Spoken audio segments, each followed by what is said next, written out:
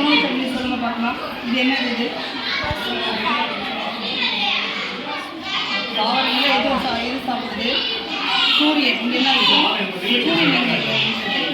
சூரியன் கொடுத்தாங்களா? சரி சொல் பரவாயில்ல.